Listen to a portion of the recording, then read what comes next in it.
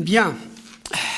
Alors, beaucoup de choses ont été dites et avec lesquelles je ne peux que être d'accord.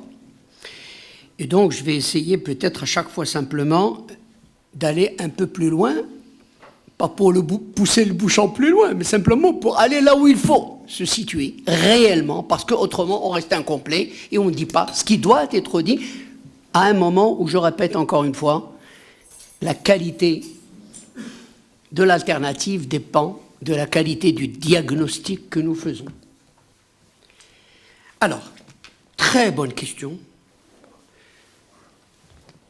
Quelles sont effectivement les contraintes à la croissance que nous n'avons pas réussi à lever depuis 50 ans? Quels sont les grands problèmes que nous n'avons pas réglés et qui sont donc toujours là, qui constituent à des variantes le sac de pierre? On peut citer des dizaines et des dizaines, rassurez-vous, je ne vais pas... Bien évidemment qu'on n'a pas réglé la question de l'éducation, on n'a pas réglé la question de l'agriculture, on n'a pas réglé la question de l'industrialisation, on n'a pas réglé la question du financement, on n'a pas réglé le problème, la question des inégalités, de la pauvreté. On n'a pas réglé la question de la rente. On n'a pas réglé la question de la fiscalité. Et on n'a pas réglé la question de l'investissement. Et si vous permettez, très rapidement, je m'en vais, c'est évidemment des questions que je ne prends pas comme ça, qui sont, parmi toutes celles qui ont été évoquées, qui sont là. Mais je prends un exemple, pour montrer tout de même cette relation entre des échecs, des paris qu'on a perdus, et la réalité du système politique dans ce pays. La rente, c'est quoi? On ne va pas tellement dit sur la question de la rente. Disons un mot, la rente dans ce pays est un système de gouvernement. Voilà. C'est le moyen d'acheter des élites, de nouer des alliances, de construire un système de gouvernance dans ce pays.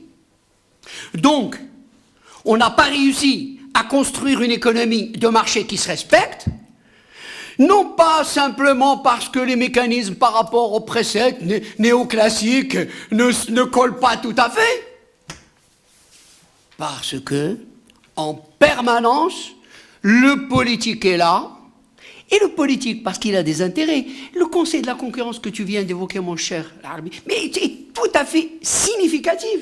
Enfin, c'est évident ce que tu dis, non, parfaitement d'accord. C'est évident que le Conseil de la concurrence, dans un système politique tel qu'il est encore au Maroc, ne peut pas fonctionner tel qu'il est. Et ce n'est pas simplement parce que y a de la négligence, ou parce que le Parlement ne se décide pas, ou parce que les lois ne sont pas appliquées, ou parce que, disons-le clairement, parce que si le Conseil de la Concurrence, surtout avec ça, son nouveau statut, se met à fonctionner, les premiers intérêts qu'il va, de front, s'il a le courage de le faire, qu'il va affronter, c'est les intérêts de la monarchie. C'est les intérêts économiques de la monarchie, qui est la première institution qui ne respecte pas les règles du marché telles qu'universellement on les connaît. Donc, on peut tourner en rond, comme on veut. On veut utiliser les mots qu'on veut. On ne peut pas régler ce problème parce que on est dans un système où le politique, qui détient tous les pouvoirs et ne rend compte à personne, est aussi un acteur économique majeur, partout. Et donc, il y a un moment où ça ne peut pas marcher. La fiscalité, mais enfin, nous sommes aujourd'hui avec un système fiscal qui, pour dire ça de manière très triviale, enrichit les riches et appauvrit les pauvres. C'est la réforme, c'est la contre-réforme, qui a été conduite depuis 15 ou 20 ans. Et elle accentue cet état de fait. Encore une fois, si on ne peut pas avoir un système fiscal plus efficace, plus équitable, c'est pas simplement parce que nous n'avons pas assez de spécialistes, de cadres qui vont concevoir la meilleure réforme fiscale possible. Non, c'est parce que le système politique, parce que la structure et les alliances de classes qui se sont nouées dans ce pays ne peuvent pas le permettre. Je peux donc continuer, arrêtons là. Donc maintenant, moi ce qui m'intéresse, c'est, on a fait des choix, on les a perdus. On connaît maintenant la raison. J'ai dit tout à l'heure que les choix qu'on a faits, ce sont des choix sur 50 ans. C'est les choix permanents. Il faudrait peut-être le moment de se poser aussi la question. La question qui va d'elle-même. Qui est responsable? Quand on est aujourd'hui face à un tel échec, chaque citoyen est en droit de dire oui, mais alors, qui est responsable? Je vais faire une réponse très simple et j'espère très objective. Je suis objective. On regarde les acteurs, les décideurs. Qui, dans ce pays, depuis 50 ans, détient le véritable, je dis bien, depuis 50 ans, je ne parle pas de l'espace de temps d'un gouvernement ou d'un parlement.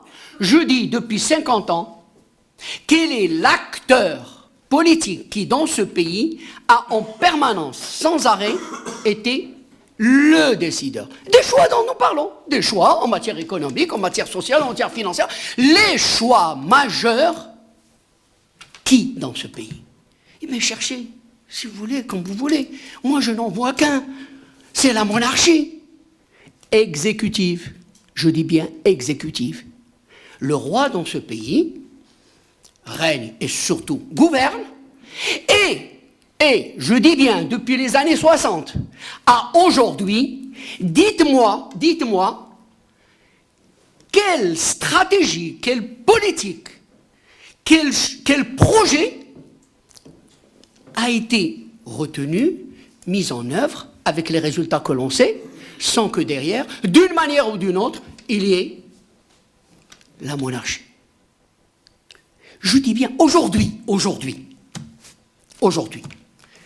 Qu'est-ce qui structure l'économie marocaine? Moi, pour faire bref et rapide, je dis les plans sectoriels,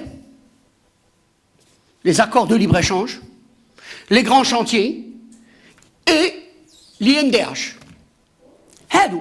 C'est ça qui structure aujourd'hui. On a des plans sectoriels, on a conclu des accords, ça structure nos relations avec l'extérieur, on a des grands chantiers et on a des chantiers sociaux.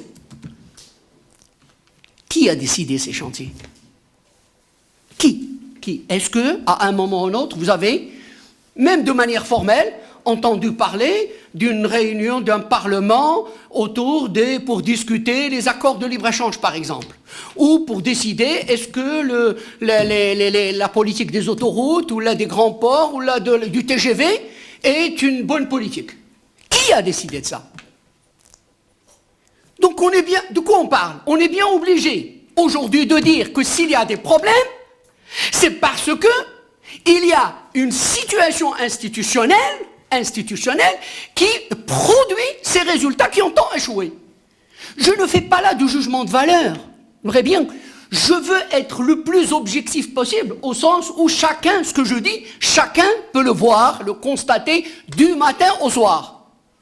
Qu'on ne le dise pas, c'est une chose, mais chacun peut le constater. Et le plus grave dans tout ça, j'ai dit tout à l'heure que le problème, finalement, n'est pas de se tromper. Tout le monde peut se tromper, on peut faire un mauvais choix, et voilà. L'essentiel n'est pas là, l'essentiel, c'est que lorsque vous avez mis en œuvre telle politique, et que vous constatez, selon tous les critères, que ça a échoué, eh bien la force d'un système institutionnel, c'est de déployer les mécanismes qui permettent effectivement de faire une évaluation correcte, objective, de mettre le doigt sur le problème et de dire voilà comment on va corriger. Est-ce qu'aujourd'hui, dans le système institutionnel que nous avons dans ce pays, après la réforme de la Constitution de 2011, est-ce que nous avons ces mécanismes? Demain, on peut produire les idées qu'on veut sur tous les trucs du modèle de développement. Moi, ce qui m'intéresse, on a de très bonnes idées, comment on va les mettre en œuvre? Je suppose que c'est ça ta question. Donc, Je suis en train de vous dire qu'aujourd'hui, ni le gouvernement, ni le Parlement, ni les institutions, c'est très bien de dire la qualité institutionnelle. On est parfaitement d'accord. C'est bien de dire que les institutions, ça n'est pas que le gouvernement, le Parlement, c'est tout. On est parfaitement d'accord. Mais quand même, là encore une fois, n'est-il pas de simple bon sens de dire cette évidence qu'il y a une institution au-dessus de toutes ces institutions, qui est l'institution monarchique, et que devant cette institution, aucune autre institution ne peut rien. Mais on peut être d'accord, monsieur le ministre, on peut être d'accord sur un tas de constats, vous l'avez dit vous-même. Est-ce qu'en tant que ministre, aujourd'hui, je vous dis vous, je parle de n'importe, je parle du chef du gouvernement, je parle du Parlement. Est-ce qu'une institution aujourd'hui peut se lever avec toutes les règles de bienséance nécessaires, hein, avec tout le respect que l'on doit au chef de l'État, mais dire stop, point d'ordre, majesté, cette politique ne marche pas, il faut la remettre en cause. Est-ce que quelqu'un, dans le système politique aujourd'hui, quelqu'un peut dire que les accords de libre-échange, c'est une catastrophe? C'est une catastrophe. On l'a dit dans des notes adressées à Sa Majesté. Ben voilà, maintenant on est en train de parler de la société, nous. On ne parle pas des lettres qui vont avec les gendarmes dans qui sont déposées au palais dans les valises secrètes. On parle de débat public. On parle de débat public. Est-ce que quelqu'un peut aujourd'hui se lever et dire, dans les grands chantiers, il y a du bon, mais il y a aussi des catastrophes.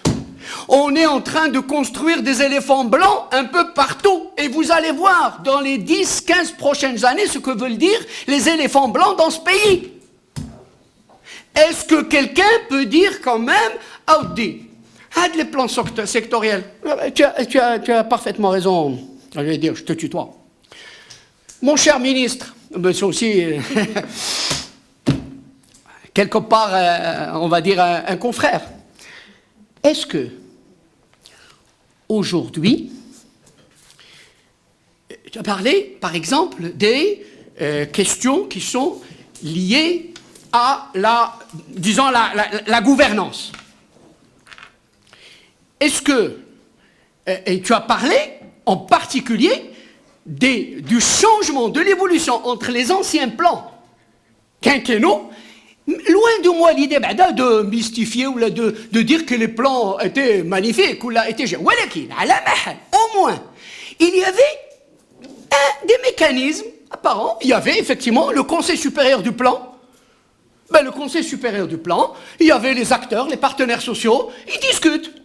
Il y avait aussi le Parlement. Mais le Parlement discutait des plans de développement. On sait ce qu'étaient les parlements, ce que sont aujourd'hui les parlements. Mais il y a un jeu au moins... Là, on assiste depuis 15 ans à une incroyable régression de ce point de vue-là. Et tu le dis toi-même, quand on arrive à une situation où les élus, bons ou mauvais, peu importe, les élus sont laissés de côté. C'est les derniers à être impliqués. Et on appelle des bureaux d'études. Règle sur le plan, je trouve ça, moi je pense que depuis 15 ans, l'administration en fait a décidé de délocaliser son cerveau. Vous imaginez où on en est?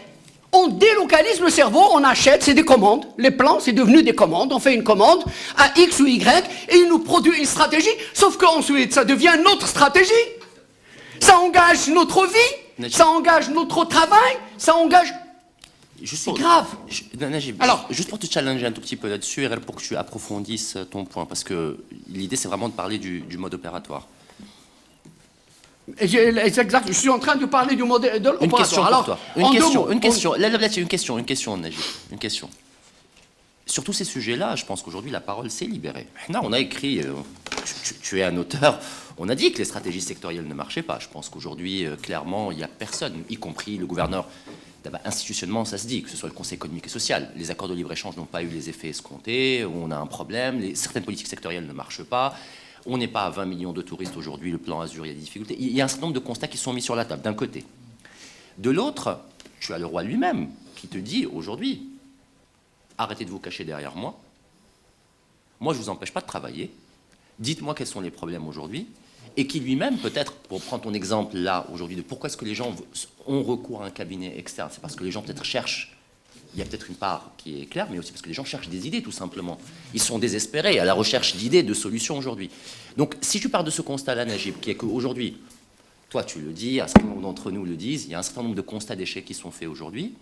Tu as le roi lui-même qui dit « Moi, je ne suis pas content, ça ne va pas, ça n'avance pas, ça ne va pas dans le bon sens. » Qu'est-ce qu'on fait aujourd'hui pour sortir de cette impasse-là? C'est-à-dire qu'on est dans un contexte.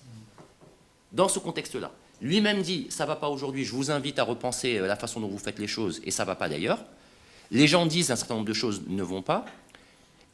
Sans remettre en cause les fondements de ton diagnostic, qui est qu'il y a la centralité de l'institution monarchique aujourd'hui, la question devient, selon toi, Najib, qu'est-ce qu'on peut faire? Alors, je dis que ce qui est assez, à mon avis, inquiétant dans le diagnostic que nous essayons de faire, c'est qu'on est tous là en train de dire oui, d'accord, j'ai dit au départ, hein, à partir du moment où le roi dit il y a un problème, tout le monde après dit qu'il y a un problème. Mais tant que le roi ne l'a pas dit, il n'y a pas de problème. Non mais... Ouais, d'accord, ok, d'abord on ne va pas chipoter Binette, non. Tu as raison, d'accord, il y a quelques-uns qui le disaient, d'accord, très bien. Un texte que j'ai fait il y a... Très bien, mais ne nous... Oui, mais écoute, ouais, tout a été contesté, toi, hein. Tu sais bien que je ne parle pas de toi, ça fait Khalina. Donc, chauffe, c'est pas ça le plus, on va pas... Allons à l'essentiel justement, vous dites qu'il faut gérer le temps, allons à l'essentiel, peu importe. Ce qui est inquiétant, c'est qui me fait, vraiment qui fait que j'ai peur qu'une fois de plus, eh ben, les mêmes causes à nouveau produiront les mêmes effets et on se retrouvera, si on se retrouve dans 10 ans pour répéter la même chose.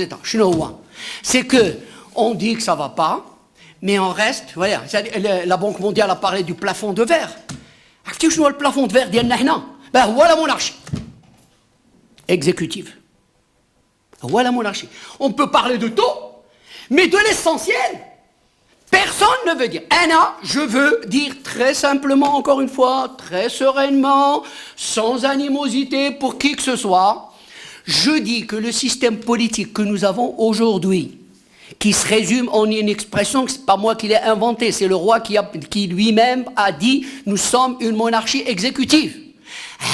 La monarchie exécutive est devenue aujourd'hui le vrai obstacle au développement économique et social de ce pays. Le vrai obstacle. Je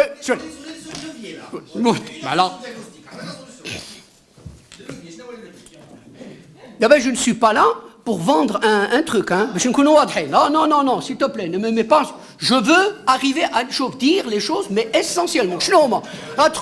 Mais bien sûr, je vais te dire, si j'étais avant tout, la monarchie parlementaire. Bien sûr, je suis à la monarchie parlementaire. Je suis à la monarchie parlementaire, allons à l'essentiel. Qu'est-ce qu'on est en train de critiquer? On est en train de critiquer un système où celui qui décide n'est responsable devant personne et ne rend compte à personne. Moi, je veux un système politique où ceux qui décident, ceux et celles qui décident, ont d'abord été légitimés par les urnes sur la base d'un contrat, le contrat social Waheda. Donc, ils ont un programme, des projets, avec les choix dont nous parlons, le modèle développement, si vous voulez, entre eux. Il faut qu'il soit légitimé par un processus démocratique. Deux, je veux un système politique où le gouvernement gouverne. Le gouvernement gouverne, ce qu'il ne fait pas aujourd'hui. C'est-à-dire, je rejoins ce que... Sois pleinement responsable. Mais aujourd'hui, vous le savez bien, je vous assure. Alors aujourd'hui, on discute avec des ministres. On leur dit, comment, en principe, elle est de ton ressort. Il dit, non.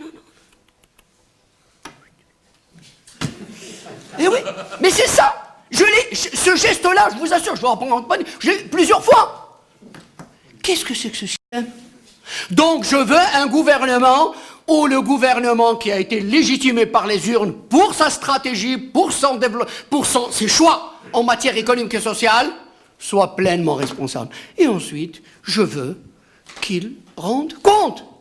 Être dans un système où la reddition des comptes soit systématique à tous les niveaux. à tous les niveaux de la prise de responsabilité. Ça aide le système aidant. On ne va pas réinventer la roue, justement. On ne va pas réinventer la roue. C'est un système d'autres avant nous l'ont trouvé. Ça s'appelle, c'est celui qu'on vient d'appeler la monarchie parlementaire. Loin de moi l'idée de vous dire que c'est le paradis. Loin de moi l'idée de vous dire que c'est un système qui règle. Il n'y a qu'à. Allez hop, je fais comme ça et ça.